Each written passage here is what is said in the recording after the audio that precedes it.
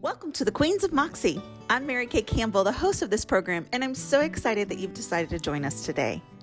Every week, we bring amazing women to our podcast to talk about how they have stepped into joy and reclaimed their moxie and are living their authentic life. I want to get started, but before we do, I want to remind you to subscribe to the weekly email. Simply go to queensofmoxie.com and click on Weekly Inspiration. That way, every Monday morning, you'll get a link to the latest podcast, a beautiful image, and a fabulous quote. It's a great way to start out your week. So let's get started with today's podcast. Welcome to Queens of Moxie. I am so excited that you're here today, and I have just a dear, dear friend with us today. And Paige and I have known each other for probably, like 10 years or something. And so I asked her to come here today because she has got the most amazing, kind, loving, warm disposition of anybody I know. And every time I spend time with her, I just feel at peace. And so I wanted to talk with her today and have you guys have an opportunity to enjoy this. So Paige Lindblom is, I'm going to let her tell you a little bit more about her career, but she's got two boys. They're older than my kids, but not too much, but enough that she has a different perspective. And she has really spent her life giving to others. And so, Paige, welcome. Thank you. I'm so glad you're here. Thank you for having me. Oh my gosh, yes. So let's start off talking about your career. Tell me about your journey. Where did you go to school and how did you evolve into what you're doing? Sure. So I grew up in Alabama. I attended a fine arts high school. After that, kind of shopped around colleges. I went to a couple of colleges before I landed at Auburn.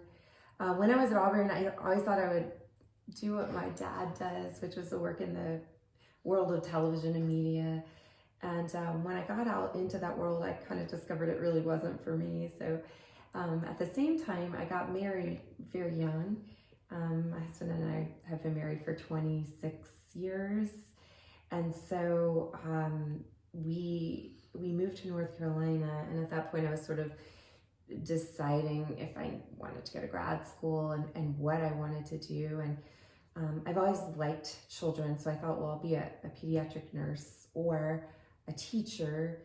And so I applied we had settled in Charlottesville for his job. And I was like, oh, I'll apply to school in both fields and see which one I get into first. I got waitlisted at UVA for nursing, and I got into JMU for early childhood special ed, which is what I was really interested in. I had been working at a Montessori school here, and then also at the Virginia Institute of Autism right when it opened. And so at that point in the 90s, children with autism were kind of underserved. We didn't really know how to serve them well in schools. And so it was so interesting to be in this situation where I got to learn from people who were at the forefront of that field. Absolutely. And so I went into early childhood special ed, and I've been doing that ever since. We lived in Georgia for a little while where I was a preschool director. I was a preschool director here in Charlottesville. And then I went back into special education, and now I teach 2 and 3-year-olds in public school, preschool. And some of them have autism, all of them have IEPs for whatever reason. And it's the best job ever. I love it. So for people who are listening, What is an IEP? An IEP is an individualized education plan or program. And if your child has special needs or needs services in order to access a curriculum in school, then they might receive an IEP. I love being able to help parents navigate that part of it. So it's just a joy. I love it. So what are some of the biggest lessons you've learned from working with this population? I've learned that, this is a big question. Every child is so valuable and important. We are able to have children in schools that have pretty comprehensive medical needs. I've had a handful of children over my career that have taught me what it means to be to be a child that is constrained by a wheelchair, to be a child that is on a ventilator, to be a child who talks through a AAC device like an iPad. It's amazing to be able to witness that and bear witness to that, like to hold space for those little people who are trying so hard. They're kids just like everybody else, right? They play just like everybody else, but they have to try 100 times harder. And I like to tell people that the children we work with work harder than anyone else in our building, and so, it's just an honor and a privilege. One particular student I had for many years, was on a ventilator, and he had many, many medical needs, but I just saw the greatest love out of that family, the way they cared for him, the way that he was valued and honored in his home, at our school, as part of our class. And he couldn't, move very much. He couldn't breathe on his own at all. But he gave us just incredible hope all day long, so we get as much from them as they get from us. And there's so much to it. Like, we just learn all day, every day. I think the beauty of the job is that every year brings different children. We are on our toes all day long, and making decisions. I've read that teachers make as many decisions as a surgeon in one day. I don't know if that's true, but we do make a lot of decisions. And there have been times like I've had to replace a trach, or things that you don't think teachers know how to do. And I'm not saying I'm an expert at it at all, but we did it. Wow. We changed diapers all day long. We potty train.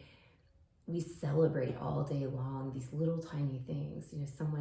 The other day, one of my students addressed our OT by name, and we all just sort of like, what? He said hello to the OT, and he used her name. And those things, it's just like a celebration every day, all day, of little tiny things. We replaced the trach. We did it well. We put the student in a ventilator on a swing so that he could swing. And autism is what we mainly see. And every child with autism is different. Yes. Yes. We don't ever want to say, oh, I know what I'm doing here, because then a kiddo will come in and we'll say, okay, we've got to regroup and figure this out, or figure out what makes you learn best. I'm lucky to be there. And that's, I think that speaks volumes, because for a number of reasons. One, I think we all hope to have a job that we love and that we know that we can make a difference in. But also the humility and the gratefulness that you feel is powerful. It is powerful. And something happened a couple of years ago. Pre-COVID, we had just had a lot of trauma in our school. I had a student, a beloved student, that passed. He got the flu, and he was fairly medically fragile. It was really difficult for all of us. And then there were other things that had happened throughout the school with students that had been really hard for the teaching staff. And I had the opportunity to take a break. And I did. I went and worked for a nonprofit for a year. COVID hit, so that kind of cut that off. By the time COVID hit, I was missing teaching so much that it kind of solidified for me that I probably need to get back in the classroom. And then when I came back, it was even better, the teaching. Like, I didn't feel, because I think I was a little burnt out. And I think it's okay to say you're burnt out. Yeah. Even if you love it, it's okay to say, like, I need a break. Yeah. So I took the break. When I came back, I was like, this is amazing. That's awesome. Yeah. That's awesome. Well, you talk about, you do this and that you needed a break. And the other thing to keep in mind is that you have kids of your own. Yes. And we know that it can be very taxing, emotionally, mentally, all of those things to raise two kids. So, tell us your kids' names and their ages and what they're doing right now. Sure. So my kids are Caden. He's 22. He is a college senior. And Carter, who is 19 and is a freshman. Yeah. And so both boys have very definitive interests and focuses. And so that's really interesting to watch because they're different, but the same. Yeah. I draw a lot of inspiration by watching them go and sort of, I think I said to someone, they both raced bikes in high school, mountain bikes, and my husband is really involved in the cycling community. And watching your child suffer is like really, suffer physically, maybe not mentally, nobody wants to see that, but physically suffer for something is really interesting. And I kind of understood after a while that it was really inspiring to me to watch them race bikes. Not because I particularly wanted them to win or we always wanted them to do the best that they could do and feel good about their races. But watching them work through pain or fatigue, all kinds of things has been incredibly inspiring. And my youngest is a semi-professional mountain biker, so that's been fun. We all kind of cheered him on in Europe last summer when he was racing, and it's hard. So that's the part of it that gets a little hard. It's amazing to watch him persevere through those types of races, but then when there's big disappointment, it's devastating for everybody. Like, I'm not going back to Italy this summer, and people are like, that's crazy. Why wouldn't you go back to Italy? And I'm like, because I can't be a part of that stress of these are World Cup races, so it's a big deal, you know? And so, but yeah, they're both so interesting, and it's so neat to watch them grow into adults. Yeah. I mean, the teenage years were the teenage years, just like everybody else's teenage years. And it was during COVID too. It was during COVID. So talk about that. Like, what, I know what I have gone through with mine during COVID, and it has not been easy. It's not been fun for anybody, for my kids or for me. No. And how did your background as an educator influence that, and just you as a person? Like, how did you navigate and support your children through those turbulent years? Sure. They're still in them, kind of. Yeah. I mean, I think all children are still living with the repercussions of the pandemic and the shutdown. So my oldest was a freshman in college, and he came home for spring break, and we had this delightful time. But there was, we were all watching the news, right? And we were kind of like, I was kind of like, is this really happening here? He didn't go back to college. Right. And so then everything went virtual, and no one knew how to do it. And, that got a little bit difficult. He did fine. They all did fine. My youngest spent the majority of high school in her basement with virtual, learning. Yeah. His saving grace was the biking. Yeah, of course. Because he could get outside, which is so important. And I think the two things that my kiddos know how to do is go outside. They both really like to be outside. It's so good for your mental health. But I can't say that it didn't wear on all of us. I mean, my husband was working from home. Yeah. Carter was in the basement. Caden finally went back to school, but then still, had to have a lot of virtual learning, which isn't great for anybody, really. I don't think it's good for the professors. I don't think it's good for the students. Again, they both persevered pretty well, but I hated it for them. And for me as an educator, I knew that my students couldn't learn virtually. 2, 3, 4-year-olds who have special needs. Yeah. It's not a great idea to be like, oh, let's get on a camera and try to do some stuff. We did have some parents who were able to sort of navigate that a little bit, but I felt bad for the parents too. It's horrible to have something restrain your child in your lap while the teacher's online trying to teach them. And it's also just not normal. Like, there was nothing normal about it for any children, age 2 all the way to college students. And so we were able to see our students one by one in person. So we didn't stay virtual very long in the school system where I work.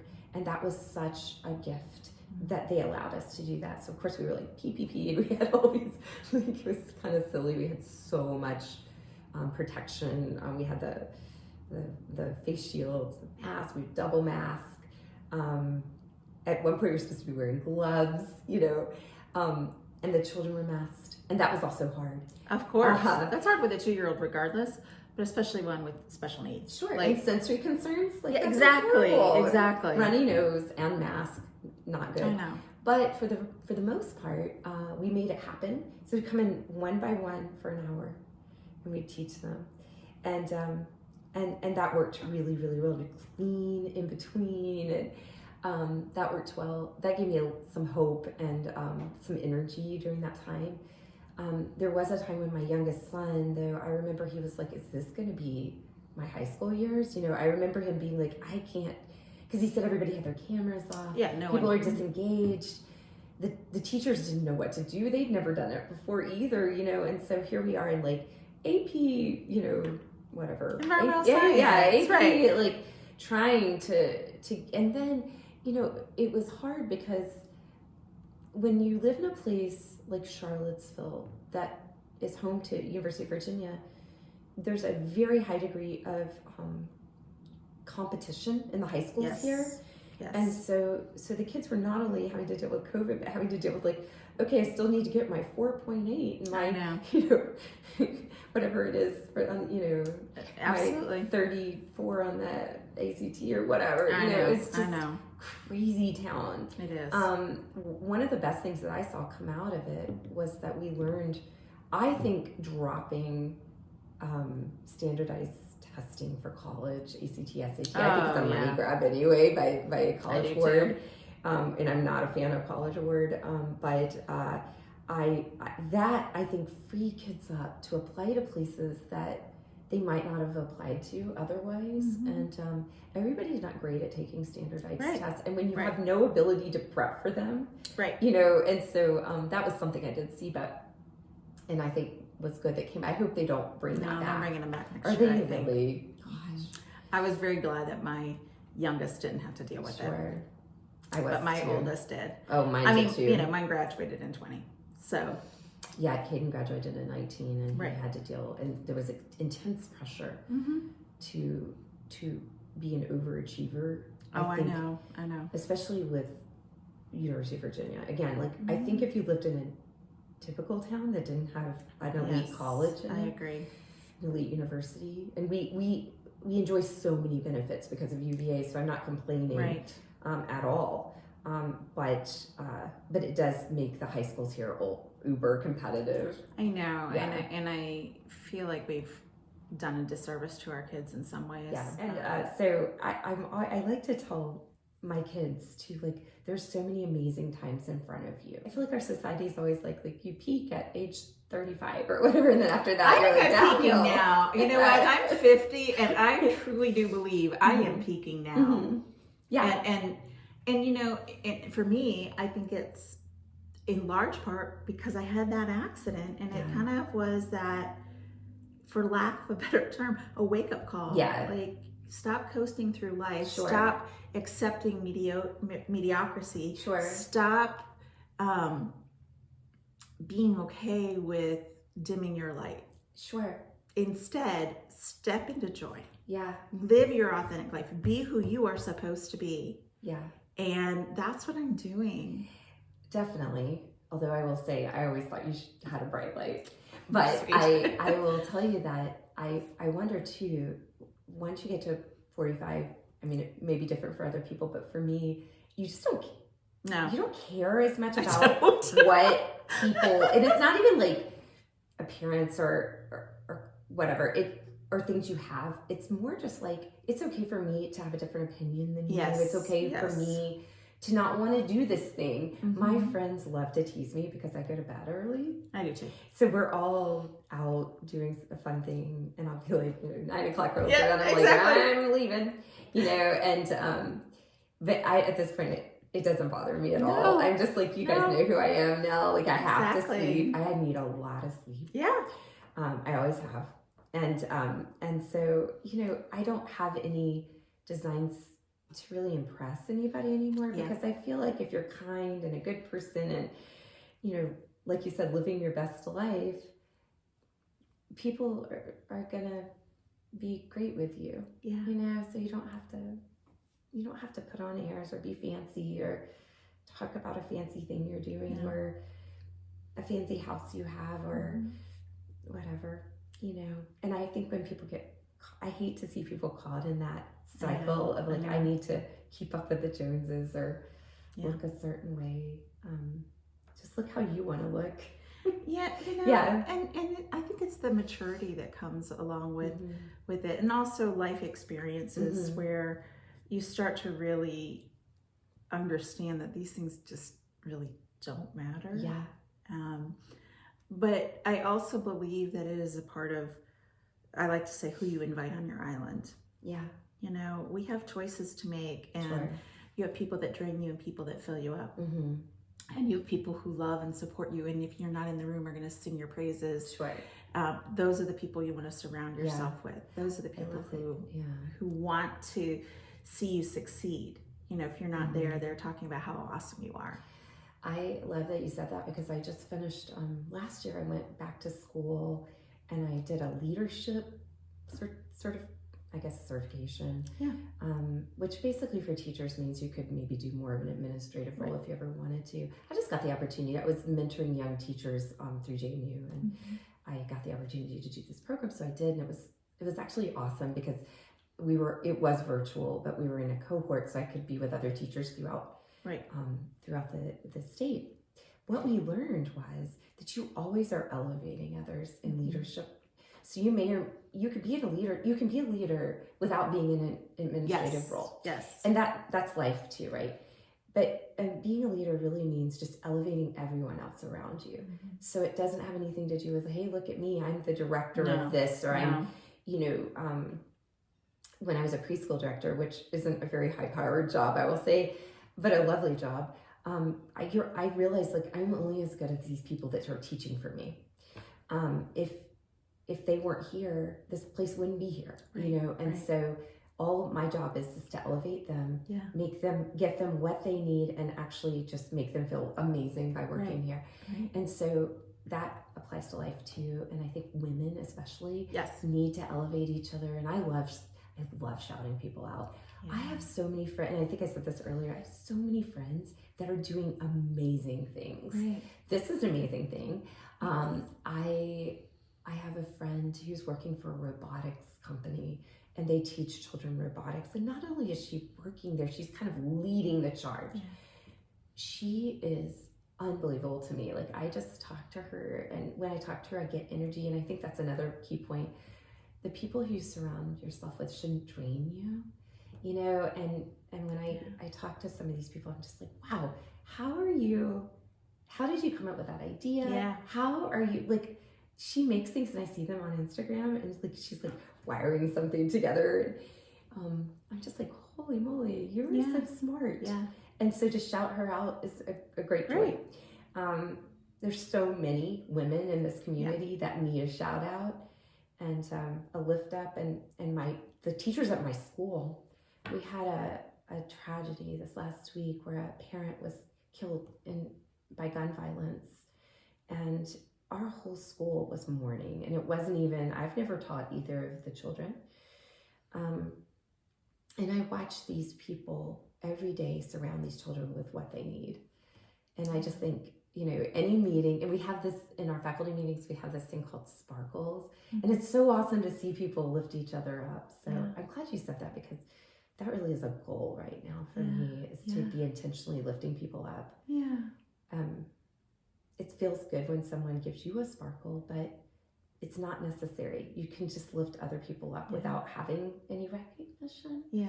And that feels just as good to me anyway. I agree. I think what's so interesting, Paige, is, I've known you for so long, and like I said at the beginning, every time I ever have an encounter with you, I feel so good.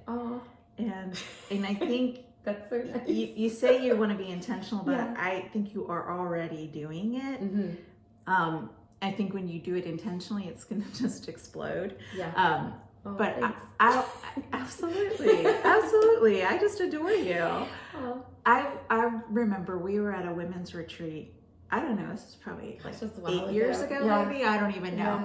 And we were, we had just been singing around the bonfire, and afterwards you came up and you know, we were talking, and you just gave me this great big hug, and it wasn't one of those real quick hugs. It was one of those, I feel you. Yeah. I love you. I'm here for you. You know, what is it? 20 seconds, they say. Yeah. To have therapeutic effect. Yeah, to get that serotonin. Right. Yeah. And it was one of those hugs, and you said to me, "You have the best energy." Aw. Did I say that? You did. You did. I believed it. I mean, I believe it I now, know. but at the time, I mean, you know what's interesting too? I'm not a big hugger. I'm actually, I feel like I'm kind of a sensory person, so I don't do a lot of like, but when I feel like I want to hug somebody, you know, I will. And I say that, like, I love hugging my family. It's different, right? Right. Yeah, a friend of mine and I were talking recently about how neither of us were huggers or criers. I don't cry a lot either. Mm-hmm. But I feel things really deeply in my own way. Of course you do. So your energy must have been amazing around the campfire, because I gave you.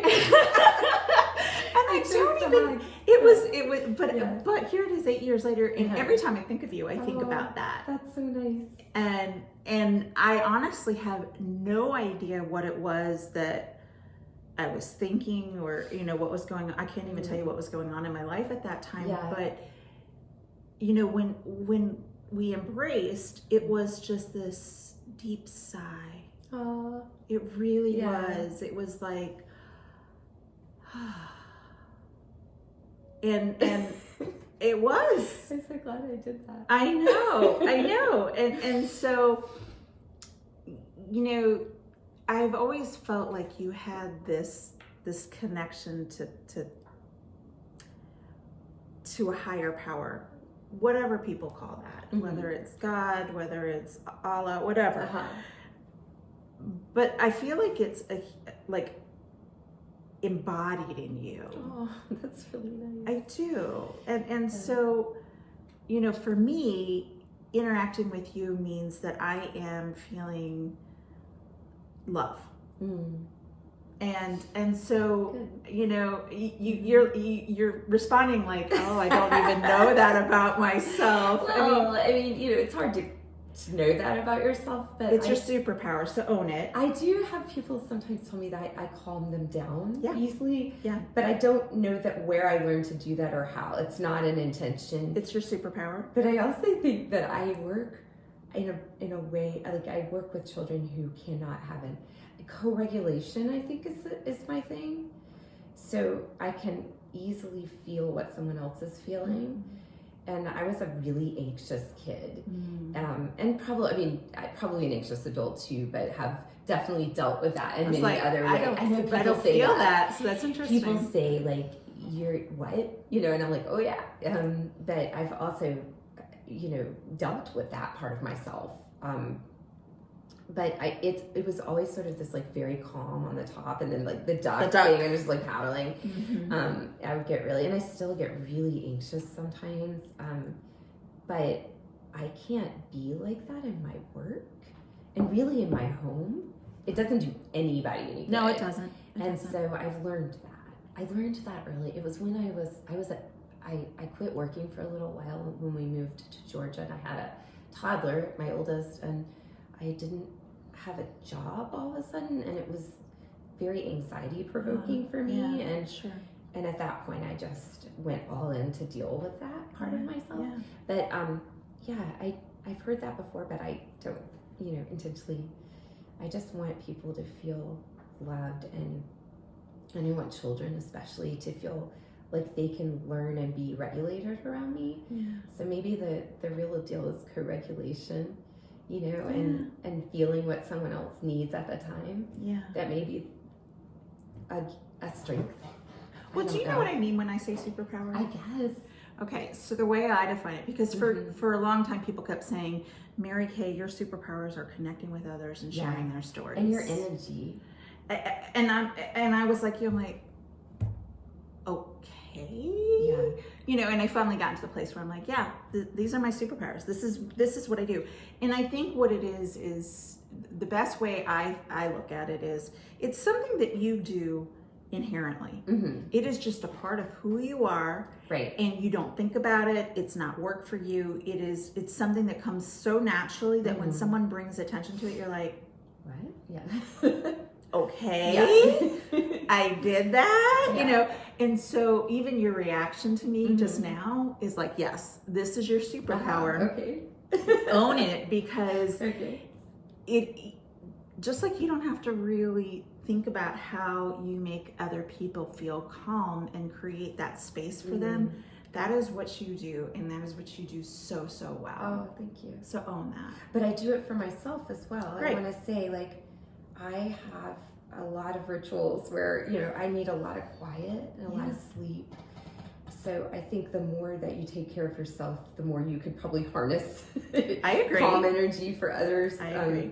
There's sometimes I'll come home from school and just sit in the quiet for a little while. And something that I would love to hear your take on is, I really do love to read the news and I like to know what's going on, but I tend to get really amped up. Oh yeah, that's why I was like, really? Yeah. Then I get all amped up and I'm like, this is really disturbing my peace. But then I also want to know, because I want to be informed. I think if you're not informed, that there's nothing you can do, right? And so to help or or vote well or whatever the thing may be. I know. Not getting into politics, but so I have really been fighting lately to have time without media presence. Yeah. I stopped watching the news a long time ago. I watch it occasionally now when there's something that I really want to know what's going on with. But for the most part, I get the New York Times Monday or morning edition or whatever it is called in my inbox, and I read the headlines and they basically have a first paragraph for each of the things. And if it's something that I really want to know more about, I'll go and dig up more stories about it. But for the most part, I read it just to know what's going on in the world. But I felt like the news robs me of peace and joy. And even like when I think about when I went and visited the museum in DC when it was still open, what I was struck by walking through that, and I have 2 degrees in journalism, like, this is what I do, right? I never worked on the journalism side. I always worked on PR side, but this is what I've learned all about through grad school and undergrad. All of the headlines that had won prizes and were displayed throughout this beautiful museum were of devastation. Like horrible things. They were horrible. And I thought, and to see it so clearly and be kind of assaulted with it was an eye-opener for me. So I'm very judicious in what I take in. And I had gotten off social media, and I'm actually not on it very often. In fact, I post about 3 times a week to my business stuff. But what I do is I create it and I put it on a scheduler. So that's good. I might get on Facebook for 10, 15 minutes. I get on LinkedIn more because it's a business one, but I'm never on Twitter. I just think that's ridiculous. And I haven't gotten into all of the TikTok. And I don't know about TikTok or Snapchat, but I like Instagram. I know. Well, it's almost like how many channels do you need? But I think it's that idea of, I talk about who do I invite onto my island, but it's also what do I put into my brain? What am I putting in my brain? And like whether it's the music I listen to, the things that I read, who I surround myself with, all of those things have the capacity to influence your overall well-being. Sure. So I want to ask you 2 more questions. Okay. One is when you find yourself getting amped up, or you come home and you're an empath. You absorb people's energies. And so what do you do to decompress? What have you done and what have you learned about yourself to get from being that duck underwater to the calm that you are embracing and trying to rest in? Sure. That's such a good point, because I am an empath, definitely. I know. And I do get very mentally tired. But so two things. I like quiet a lot, so I like to sit in the quiet. And I remember doing that as a child too. I would go home and like get under a blanket. And especially if there's a lot of trauma, I try to make note of how much trauma I've absorbed. I think that was something that I made a mistake about earlier in my life, of like not understanding that I'm absorbing people's trauma. Yes. And I gladly meet a person who needs that, Right. But then I also need to realize, like, okay, that went inside of me too. How do you move it through you and into the ground or into the sky? Exactly. So, I'm going outside is huge for me. Just a walk or just being outside around. I love plants, so taking care of my plants is real meditative for me. I have so many houseplants that it takes almost an hour sometimes to get it all done. Wow. To take care of them. To be with animals, like I love my dog, I sort of love my cat, but just to be with them, and then also just sort of my spiritual life and just spending time sort of reflecting and talking through things in prayer, almost more, I would say prayer / meditation. Because I feel like it's not just a direct prayer. Sometimes it's just like me just sitting with it. But I definitely raise it up and say, and then, the other thing that I do is I have like lots of different groups of friends. Yeah. But I have, and in each of them plays like a vital role, and I love all of them so much. But one particular group they're all very empathic, and they're also very silly. And I love them because we can share silly memes or like just say very silly things to each other at age 50. And it's completely okay. And sometimes I look to that to like get out of my head a little bit. Like someone will share a hilarious thing and that's helpful. And, I have other groups of friends that are more like, I'm going to call you and have a long talk or, and so, I think that my two go-tos would be sort of that meditative space that I can get myself into. I try to do that after school almost every day. Yeah. Oh, the other thing I didn't say is exercise. Yeah. It's huge. So I do sometimes don't want to because I'm tired, but I'll still go. And good for you. Yeah. So that's something that I do, and I think it's good for you anyway. Like in many ways, not just mentally, but try to do that. I get into cooking a little bit. Just try to do a thing that's not A, being online, and B, I don't know, ruminating. And I can't be with the trauma, especially, like we shouldn't be saviors. What we should do is sit with people and hold space for them and try to help them best we can. And then we need to let it go too, because I think that's a key to burnout, is just pulling all that trauma in and then just holding on to it and trying to figure out how you as an individual can fix things that aren't necessarily your job to fix. Right. Does that make sense? It does. It does. So the meditation, the prayer. I do like being involved in my church. I do. It's been something since I was little. I've been going to church.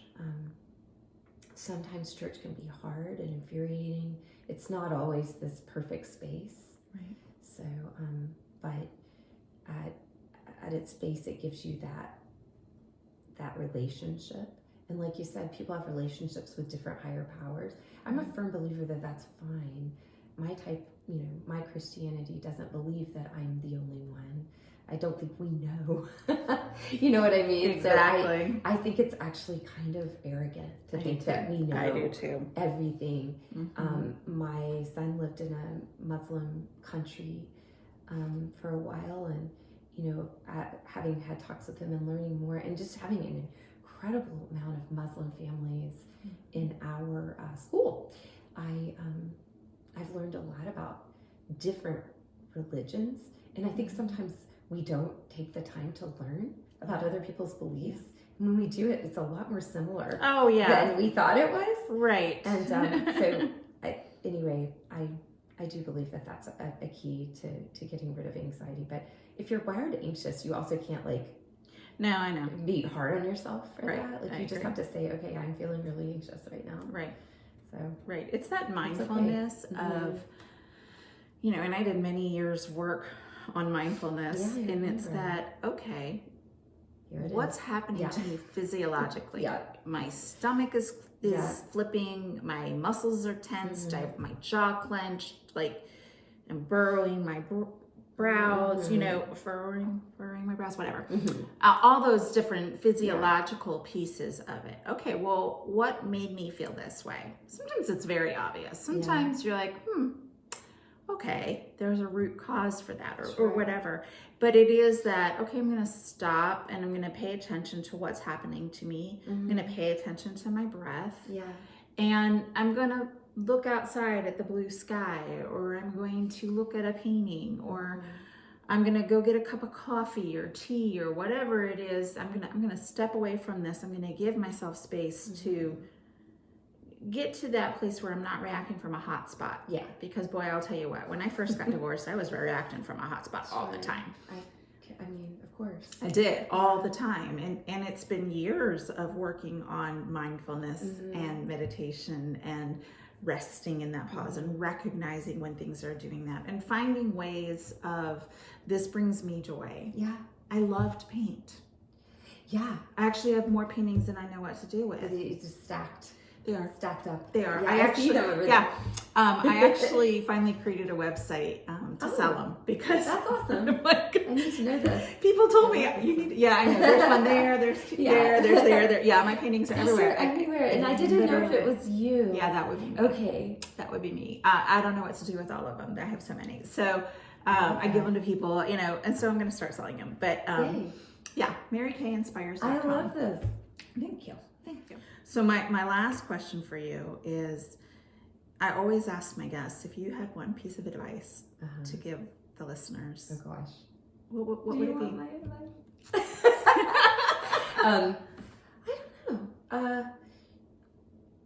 I think right now, gosh, that's a huge question.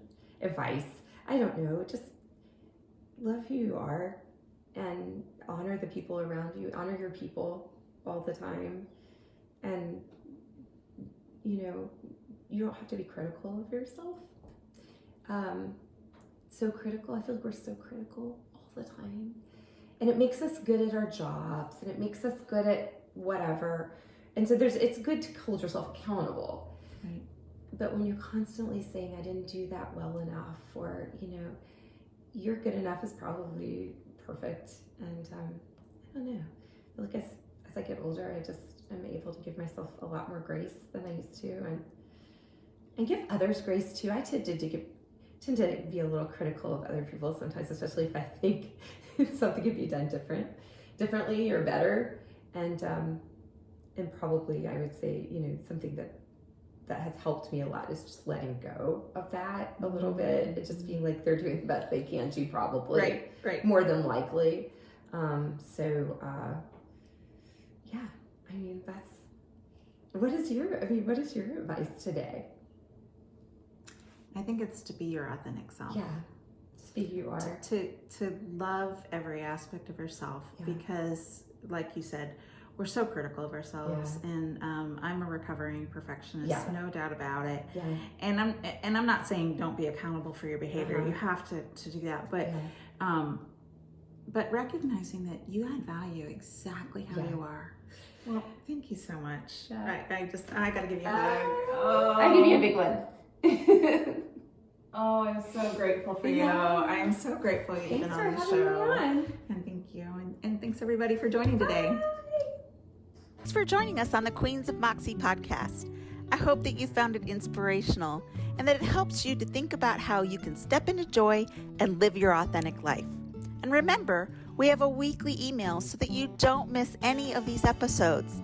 Plus, it starts your Monday out with an inspirational quote and a beautiful image. If you haven't subscribed yet, go to queensofmoxie.com and click on Weekly Inspiration. Thanks again for joining us, and we'll see you again next week.